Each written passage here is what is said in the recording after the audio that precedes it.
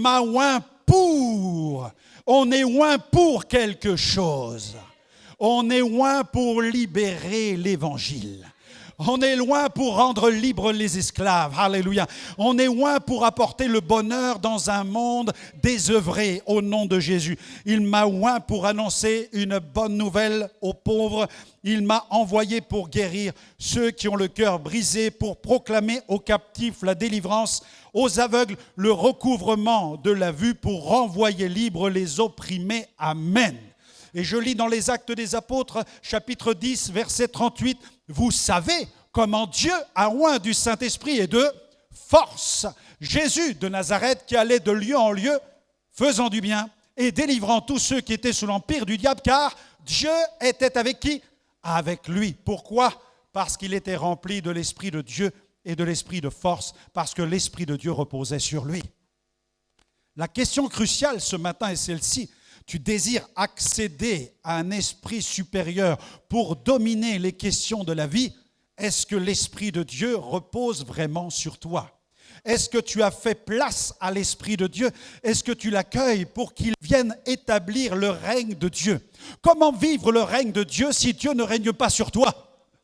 Comment vivre les miracles tant annoncés et prophétisés dans les Actes des Apôtres si le Dieu des Actes des Apôtres ne vit pas en toi?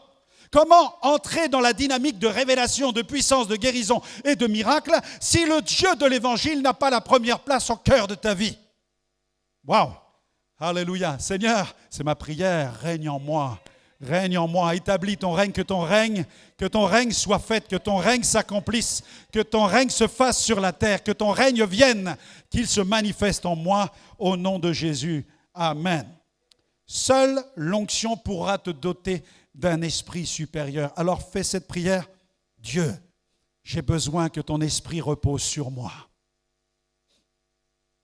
Amen. Gloire à Dieu. Acte 5, 32, un verset qui a révolutionné ma vie. Acte 5, 32. Car Dieu donne son Saint-Esprit à ceux qui lui obéissent. Quelqu'un dira, mais je ne comprends pas, pasteur, parce que je ne vis pas dans l'onction et pourtant je parle en langue. Mais on peut parler en langue et ne pas vivre dans l'esprit. On peut un jour avoir fait l'expérience du baptême dans le Saint-Esprit avec le parler en langue, mais ce n'est pas parce qu'un jour tu étais baptisé du Saint-Esprit que tu as parlé en langue que tu as toujours l'Esprit de Dieu. Bien des gens caquettent comme des poules, mais ils n'ont plus l'onction. Ils n'ont plus l'onction du Saint-Esprit. Ils font be-babu. Ils disent qu'ils parlent en langue, mais ils n'ont plus l'Esprit. David n'a-t-il pas dit, Seigneur, ne me retire pas ton Saint-Esprit? Ce qui veut dire qu'on peut perdre le Saint-Esprit si l'on devient une citerne crevassée. Tout ce que Dieu nous donne se disperse parce que nous ne veillons pas à garder l'onction du Saint-Esprit. On peut parler en langue, mais ne plus être rempli du Saint-Esprit. Voilà pourquoi Paul, quand il écrit à des églises pentecôtistes, il dit « Soyez remplis du Saint-Esprit ». S'il l'était déjà, il n'aurait pas besoin de le dire. S'il le dit, c'est que de façon implicite, il sait que bon nombre d'entre eux vivent dans la chair. Voilà pourquoi aux Galates, il écrit tout un chapitre sur la marche dans la chair et la marche dans l'esprit. Et il dit, marchez dans l'esprit, vous n'accomplirez pas les désirs de la chair. Voilà maintenant la réponse que tu attendais. Tu te disais, pourquoi suis-je si souvent vaincu? Pourquoi est-ce que je ne connais pas la victoire? Eh bien, tout simplement parce que l'esprit ne demeure pas suffisamment dans ta vie. Il est temps de revenir à la présence de Dieu et à la crainte respectueuse de l'Éternel. Amen. Gloire à Dieu. Gloire à Dieu. Dieu donne le Saint-Esprit à ceux qui lui obéissent. Amen. Jésus dit aux Juifs qui l'écoutent, dans Jean 8, 31, 32, il dit aux Juifs qui avaient cru en lui, « Si vous demeurez dans ma parole, vous êtes vraiment mes disciples. Vous connaîtrez la vérité vous affranchira si vous demeurez dans ma parole. » L'onction a aussi le pouvoir de te guider, de te conduire. Vous connaissez ce passage de Romains 8, verset 14. Tous ceux qui sont conduits par l'Esprit de Dieu sont fils de Dieu. Amen. Gloire à Dieu. La façon avec laquelle tu vas conduire ta vie est la conséquence de ton statut réel de fils et de fille de Dieu. Si tu es fils ou fille de Dieu, ça va être déterminant quant à la conduite de ta destinée. Parce que le fait d'être fils et de fille de Dieu te rend prophétique. et va te faire entrer dans ce que Dieu a déjà planifié pour toi. Amen. Deuxièmement, pour accéder à l'esprit supérieur, cultive l'excellence. L'esprit supérieur est un esprit d'excellence, un esprit brillant, car il reflète les vertus divines, la connaissance et les révélations de Dieu. Miles Monroe a déclaré « L'excellence n'est jamais un accident. C'est toujours le résultat d'une intention élevée, d'un effort sincère et d'une exécution intelligente. L'intelligence peut vous faire réussir un examen, mais seule la sagesse peut vous faire réussir votre vie. Chaque décision que vous prenez aujourd'hui façonne votre avenir. La sagesse vous aide à choisir le bon chemin. Nous avons besoin d'un esprit d'excellence.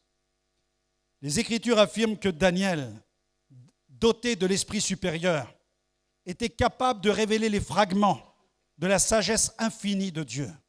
Parce qu'il fréquentait, il était en communion avec le cœur de Dieu. Il manifestait des vertus irréprochables. Daniel respectait les principes divins. Il refusait de se compromettre. C'est un grand défi pour tous les chrétiens contemporains aujourd'hui de ne pas tomber dans la compromission.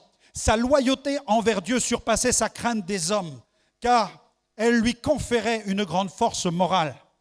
Et il se distinguait par une vie spirituelle qui était constante, qui était rigoureuse et non pas une vie spirituelle en dents de scie. Tu ne peux pas vivre ta vie spirituelle sur la montagne le dimanche matin et toute la semaine dans la vallée à la maison. Dieu désire que tu sois sur la montagne toute l'année. Amen. Dieu désire que tu te tiennes dans les lieux très hauts, dans sa présence. Alléluia. Tu dois faire le choix d'une vie spirituelle intense et abondante et non pas d'une vie chrétienne au coup par coup, mais d'une vie véritablement alignée avec Dieu. Lou Engle a déclaré, Lou Engle, c'est le moteur d'un ministère qui s'appelle The Call, l'appel. C'est un appel à un mouvement mondial de réveil. Il a déclaré l'histoire appartient à ceux qui intercèdent. Est-ce que j'ai quelqu'un dans la salle? L'histoire appartient. Comprends bien ce qu'il déclare. L'histoire, c'est quelque chose qui se déroule sans cesse. L'histoire évolue sans cesse. Et quelqu'un a dit, l'histoire apprend à l'homme que l'homme n'apprend rien de l'histoire. C'est pourquoi il est important que nous apprenions de l'histoire des réveils. Et Lou Engle nous ramène dans cette prise de conscience de l'histoire qui appartient à ceux qui intercèdent. Le réveil commence quand nous prenons la prière au sérieux. C'est pourquoi Dieu fait tout par la prière. C'est ce que disait le revivaliste méthodiste John Wesley. Dieu fait tout par la prière, mais il ne fait rien sans elle. Et le rendez-vous, l'invitation, la convocation est adressée à chacun d'entre nous. Si nous voulons accéder à l'esprit supérieur, nous devons emprunter le chemin de l'esprit d'excellence comme Daniel. Et faire de la prière une véritable priorité. Je t'encourage à prier. Tu dois réformer ta vie spirituelle et t'engager concrètement dans un programme de prière. Engage-toi dans les programmes de prière de Gospel Vision Center, les soirées des guerriers de prière, tous les jeudis soirs, les saisonnales de jeûne qui précèdent les grandes conventions, les grandes célébrations que nous organisons ici.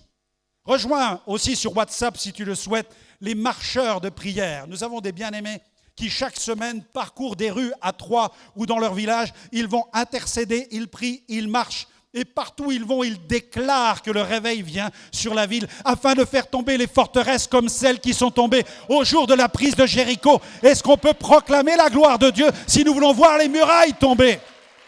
Alléluia. Rejoins les groupes de maisons. Nous avons pas loin d'une quinzaine de groupes de maisons sur l'agglomération et d'autres vont bientôt s'ouvrir, amen, où là, dans ces groupes de maisons, des frères et sœurs, des bien-aimés se réunissent chaque semaine pour saturer le quartier où ils habitent afin que le royaume de Dieu puisse l'impacter.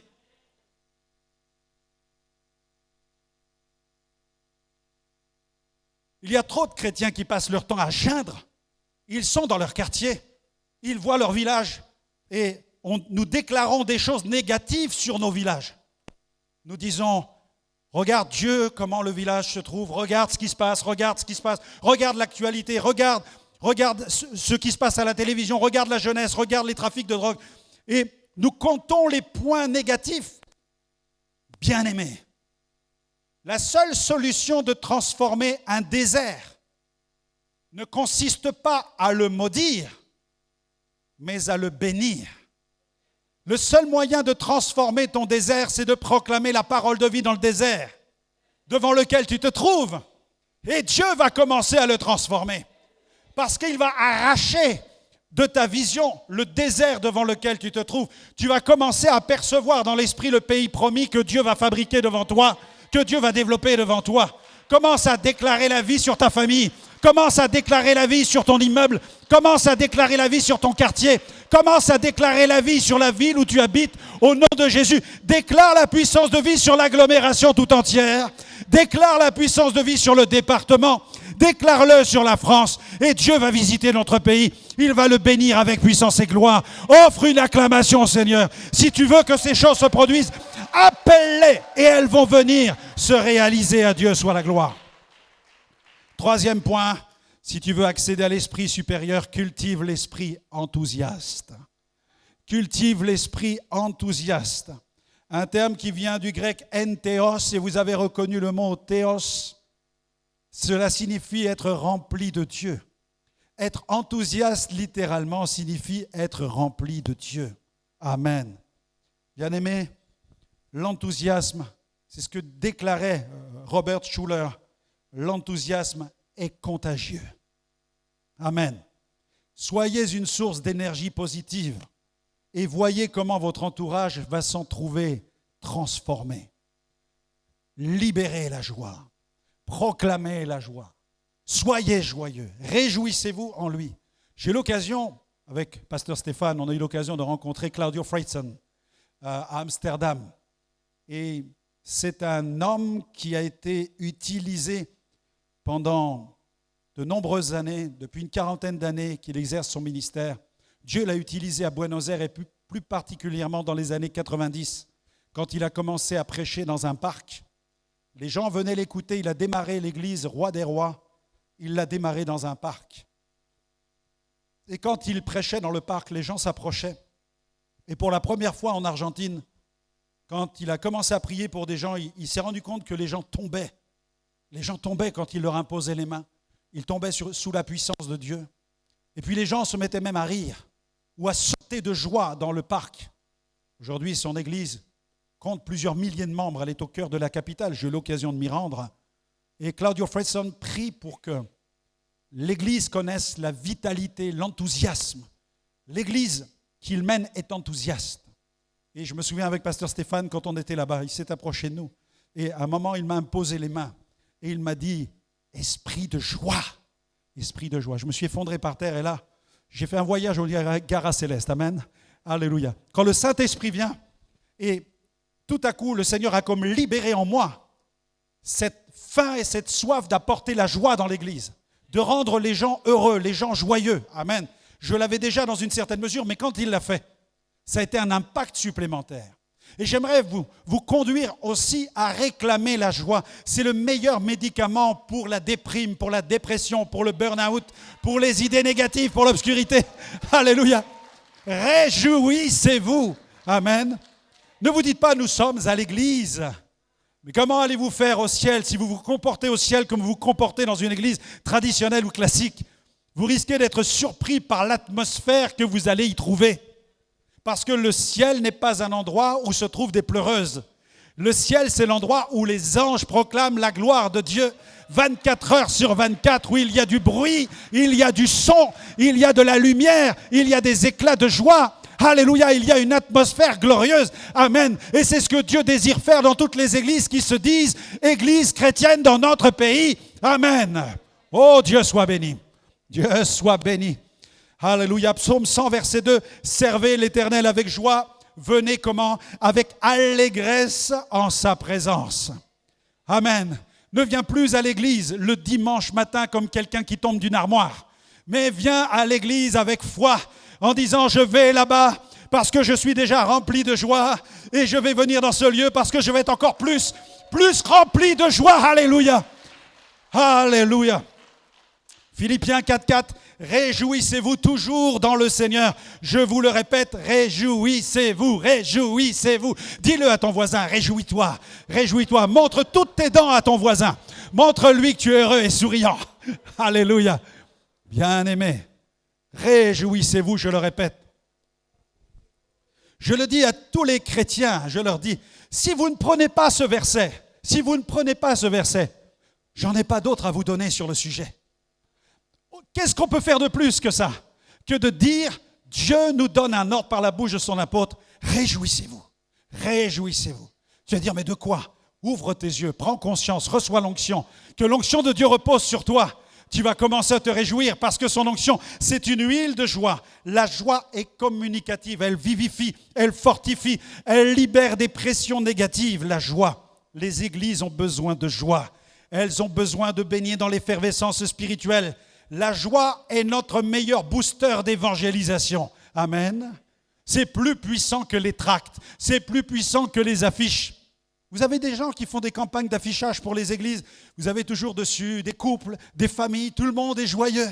Les gens voient ça dans la ville. Waouh, ça doit être bien cette église. Ils y vont et quand ils rentrent, les gens font tous une tête comme ça. Les gens n'y croient pas. Les gens n'y croient pas. Ils ont besoin de voir la réalité. Ils ont besoin de voir la vérité. Et lorsqu'il y a l'esprit de joie qui est sur le peuple de Dieu, alors nous déclarons, comme tous ceux qui venaient voir Jésus, il fait tout à merveille. Il fait tout à merveille. C'est le plus grand catalyseur dans le domaine de l'évangélisation. Le ministère de Jésus était emprunté, il était imprégné de la joie. Comme l'exprime Oswald Chambers, un revivaliste, il dit « La joie signifie l'accomplissement parfait de ce pourquoi j'ai été créé et régénéré. » Si tu prends conscience que Dieu t'a créé, que tu as été régénéré, alors la joie, c'est l'accomplissement parfait pour toi. Tu as donc le droit de te réjouir.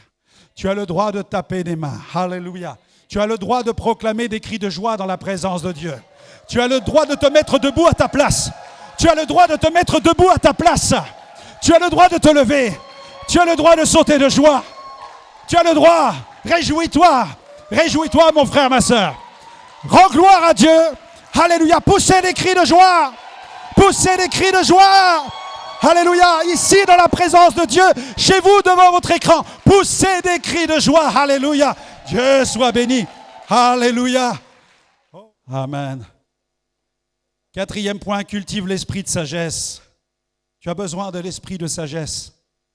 Gloire à Dieu. La sagesse, attention, ça n'est pas seulement l'accumulation de connaissances, mais c'est la capacité de prendre des décisions éclairées, conformément aux principes divins. La sagesse, c'est la clé pour naviguer dans les défis de la vie et aligner sa vie sur le plan de Dieu. J'ai été interpellé par cette femme qui a été utilisée à la fin du 19e siècle, Florence Nightingale, qui était une fervente chrétienne. Elle était connue comme la fondatrice des soins infirmiers modernes. Et cette femme a commencé à prendre en considération la question des infections sur les malades qui reviennent du front, les blessés de guerre. Et on raconte à son sujet, aujourd'hui c'est une personnalité qui est reconnue en Angleterre, et c'est une véritable référence, même je pense que s'il y a des infirmiers, des infirmières ici dans la salle, vous avez entendu parler de cette femme qu'on a surnommée la dame à la lampe, parce que même la nuit, elle s'approchait des malades pour voir dans quel état ils se trouvaient, elle vérifiait l'état de leurs plaies, elle passait les plaies à la lumière pour voir dans quel état ils se trouvaient. Et grâce à elle, le taux de mortalité qui était de 42% est descendu à 2%, tout simplement parce qu'elle avait compris l'importance de l'hygiène pour tous ceux qui souffrent et qui ont des plaies sur leur corps. Il y avait de la connaissance, mais elle avait de la sagesse. Nous avons besoin d'accéder à la sagesse de Dieu. En 1860, elle a fondé la première école laïque d'infirmières au monde, parce qu'au début, les infirmiers et les infirmières étaient d'obédience chrétienne. Mais elle a élargi la possibilité de prodiguer des soins en créant une école laïque afin de permettre à tous ceux qui veulent faire du bien aux autres d'intégrer cette école pour qu'ils puissent être en bénédiction à toute la société. Voilà comment l'Évangile peut transformer grâce à la sagesse. Dieu ne nous donne pas une sagesse pour que nous la regardions comme un magnifique bijou qui serait placé dans un écrin déposé sur une étagère en verre. Dieu désire que nous sortions la sagesse de sa boîte et que nous puissions la faire briller dans la société afin que le monde soit béni par les valeurs du royaume de Dieu. Amen. Dieu soit béni pour la sagesse. Et je terminerai par ce point-là ce matin. Cultive l'esprit d'amour. Cultive l'esprit d'amour. Vous voyez ici s'afficher 3 visages que vous avez bien entendu reconnus.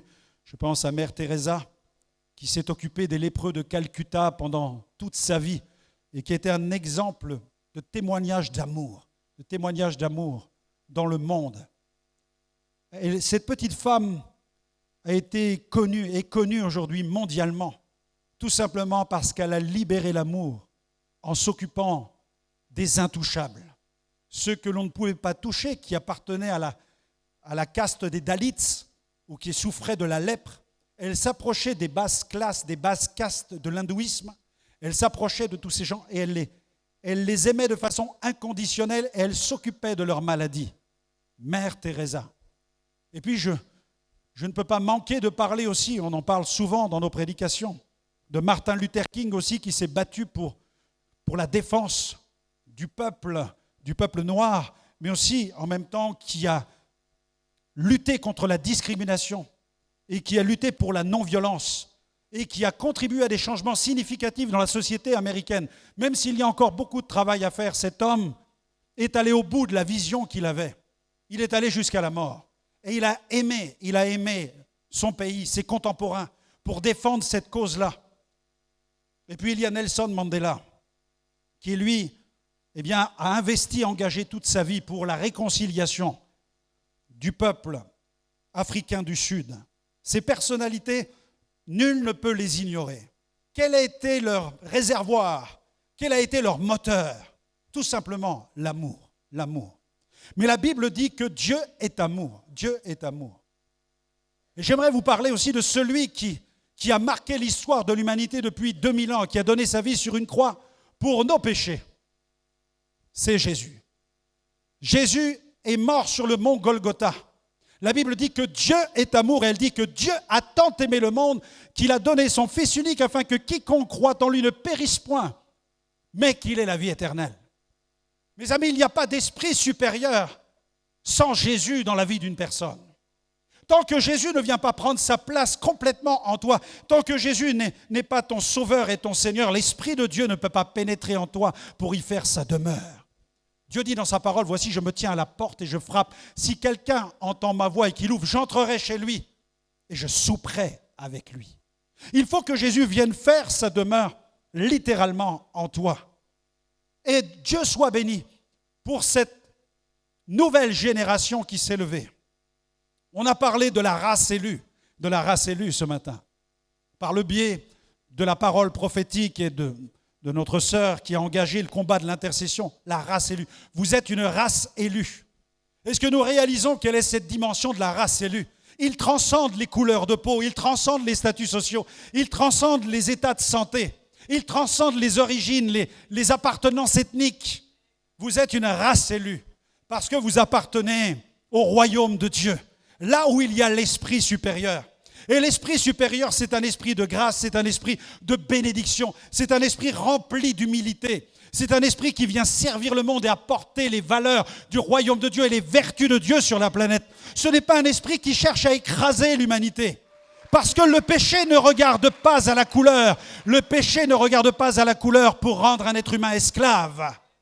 Tous les êtres humains ploient sous le poids du péché. La Bible dit il n'y a pas un juste, pas même un seul. Tous sont pécheurs, tous sont privés de la gloire de Dieu. Il n'en est aucun qui fasse le bien. Nul n'est sage, nul n'est intelligent. Nul n'est intelligent. Même ceux qui suivent les programmes des plus grandes écoles, qui ont le plus grand QI, les HPI, peu importe les niveaux intellectuels et scientifiques, mes amis, tant que tu n'as pas la crainte de l'Éternel, il te manque la sagesse. Parce que la sagesse, parce que la crainte de l'Éternel, c'est le commencement de la sagesse. Amen. Dieu soit béni. Or, l'espérance ne trompe point, Romains 5,5, parce que l'amour de Dieu est répandu dans nos cœurs par le Saint-Esprit. Ce qui signifie, bien aimé, que chacun d'entre nous, nous sommes des porteurs d'amour, des réservoirs d'amour dans nos villes. Et c'est vous qui allez apporter la transformation. Regardez Heidi Baker. Vous avez certainement entendu parler d'elle. Heidi Baker, fondatrice du ministère Iris Global, qui est un ministère qui a pour mission de répandre l'amour de Dieu. Elle déclare l'amour de Jésus est la clé. Cette femme est une apôtresse. Dieu l'a utilisée au Mozambique pour contribuer à l'implantation de centaines d'églises dans tout le pays avec son mari. Mais elle a un ministère apostolique et prophétique, un ministère de guérison.